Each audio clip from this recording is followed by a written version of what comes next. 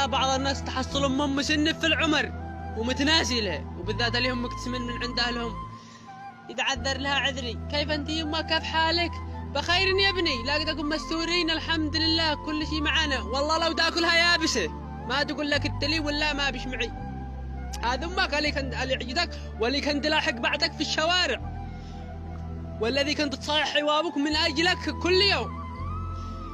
الحين نسيتها. كيف انت يمك كيف حالك؟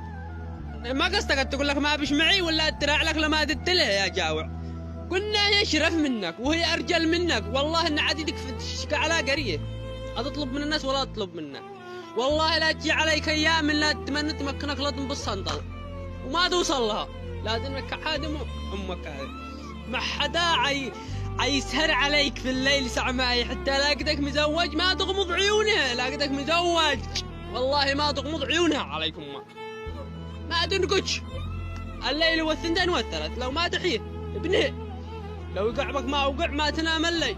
لا تنسوا اماتكم، لا تنسوا ما معانا ما عباءتنا في الحياة هذه، انما والله العظيم ما بفايته. وين جسنا حلم مات الاب مات الام ماتوا ايوه ورجعنا زهوتك. والله العظيم ما سويتها يسووا لك، اقسم بالله العظيم ما نفرفر فرفارك. كل واحد يلحق واللي قد ماتت امه يتصدق لا نية.